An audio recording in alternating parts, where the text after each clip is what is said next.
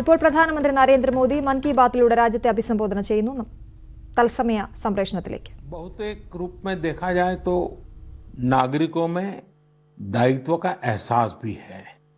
लोग अपना ध्यान रखते हुए, दूसरों का ध्यान रखते हुए अपने रोजमर्रा के काम भी कर रहे हैं. देश में हो रहे हर आयोजन में जिस तरह का संयम और सादगी इस बार देखी जा रही है वो अभूतपूर्व है.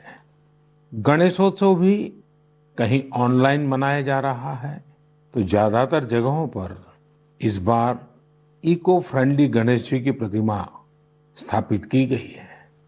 साथियों, हम बहुत बारीकी से अगर देखेंगे तो एक बात अवश्य हमारे ध्यान में आएगी.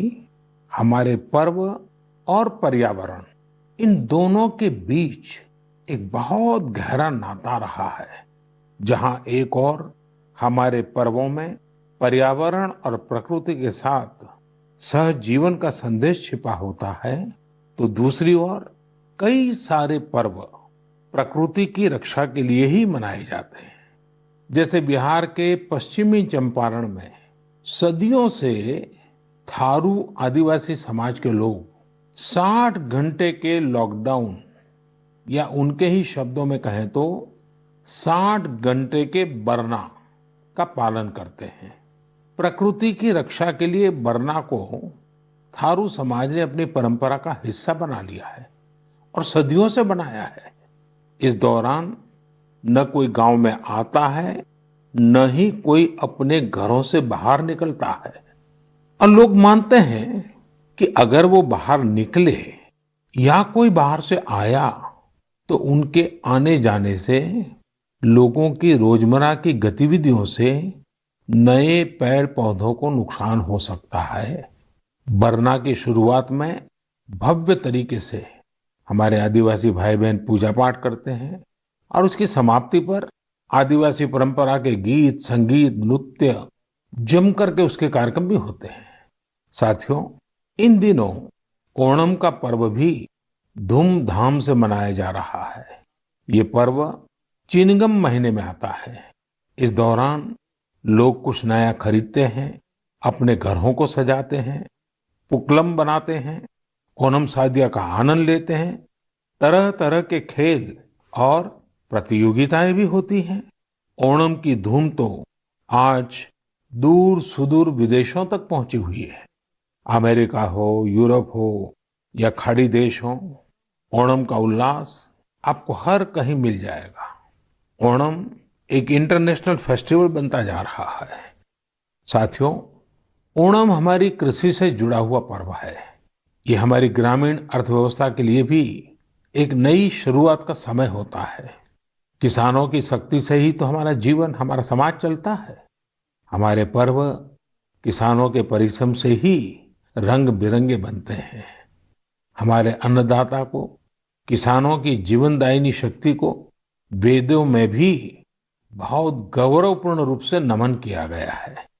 ऋग्वेद में मंत्र है, अन्नानाम पतये नमः, अन्नानाम पतये नमः, क्षेत्राणाम पतये नमः. अर्थात अन्नदाता को नमन है, किसान को नमन है. हमारे किसानों ने कोरोना के इस कठिन परिस्थितियों में भी अपनी ताकत को साबित किया है.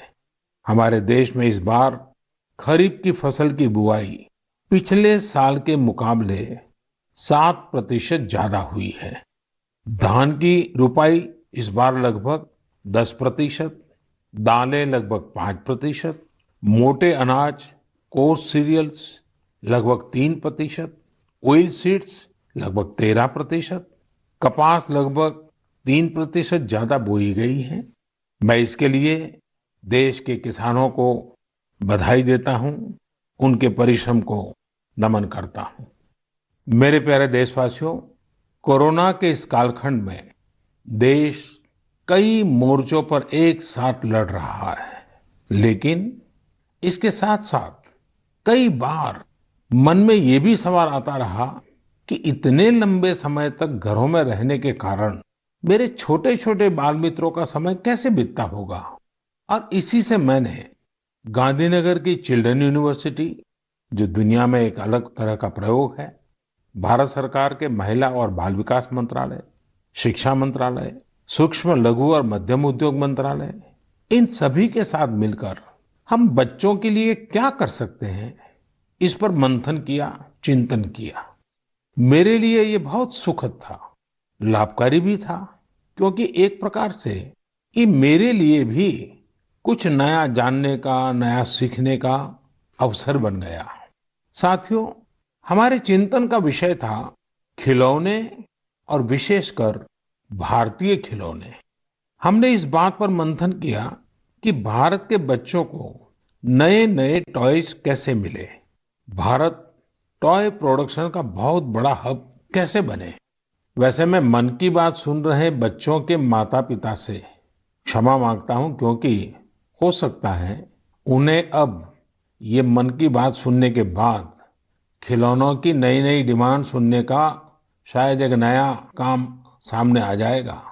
साथियों, खिलौने जहां एक्टिविटी को बढ़ाने वाले होते हैं, तो खिलौने हमारी आकांक्षाओं को भी उड़ान देते हैं। खिलौने केवल मन ही नहीं बहलाते, खिलौने मन बनाते भी हैं और मकसद गढ़ते भी हैं।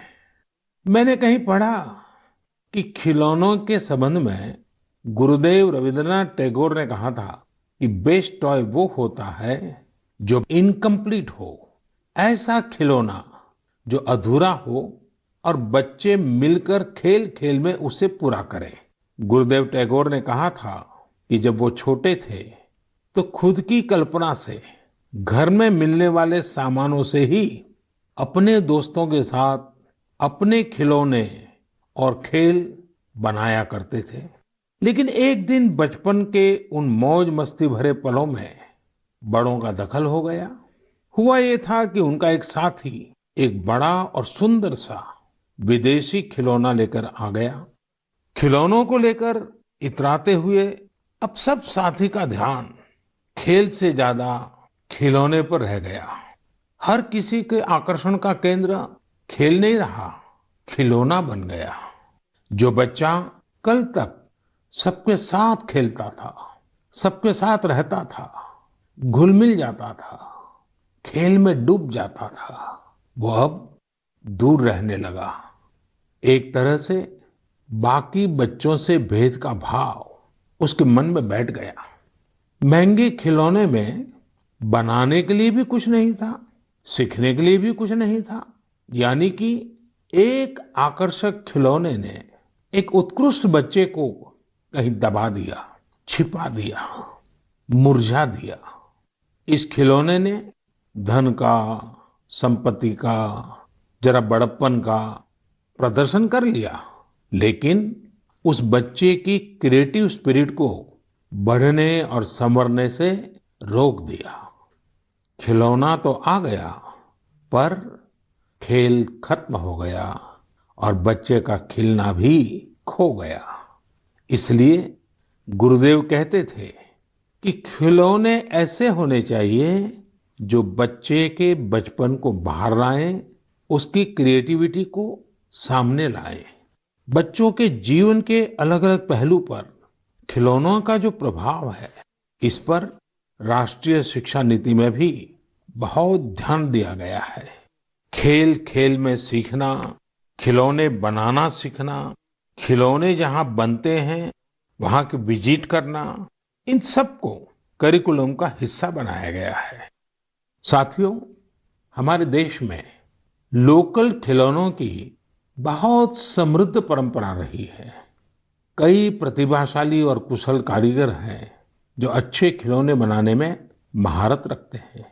भारत के कुछ क्षेत्र टॉय क्लस्टर्स यानी खिलौने के केंद्र के रूप में भी विकसित हो रहे हैं। जैसे कर्नाटक के रामनगरम में चन्नापटना, आंध्र प्रदेश के कृष्णा में कोंडापल्ली, तमिलनाडु में तंजौर, असम में धुबरी, उत्तर प्रदेश का वाराणसी, कई ऐसे स्थान हैं, कई नाम गिना सकते हैं। आपको ये जानकर आश्चर्य होगा कि global toy industry 7 lakh crore रुपए से भी अधिक की है। 7 लाख करोड़ रुपयों का इतना बड़ा कारोबार लेकिन भारत का हिस्सा उसमें बहुत कम है। अब आप सोचिए कि जिस राष्ट्र के पास इतनी विरासत हो, परंपरा हो, विविधता हो, युवा आबादी हो, क्या खिलौनों के बाजार में उसकी हिस्सेदारी इतनी कम होनी हमें अच्छा लगेगा क्या? जी नहीं, ये सुनने के बाद आपको भी अच्छा नहीं लगेगा। देखिए साथियों, टॉय इंडस्ट्री बहुत व्यापक है। गृह उद्योग हो, छोटे और लघु उद्योग हो, एमएसएमईज हो, इसके साथ साथ बड़े उद्योग और निजी उद्यमी भी इसके दायरे में आते हैं। इसे आगे बढ़ाने के लिए देश को मिलकर मेहनत करनी होगी। अब जैसे आंध्र प्रदेश के विशाखापट्टनम में श्रीमान सीवी राजू है। उनके गांव के अति कोप्पका टॉयज एक समय में बहुत प्रचलित थे। इनकी खासियत ये थी कि खिलौने लकड़ी से बनते थे और दूसरी बात ये कि इन खिलौनों में आपको कहीं कोई एंगल या कोण नहीं मिलता था।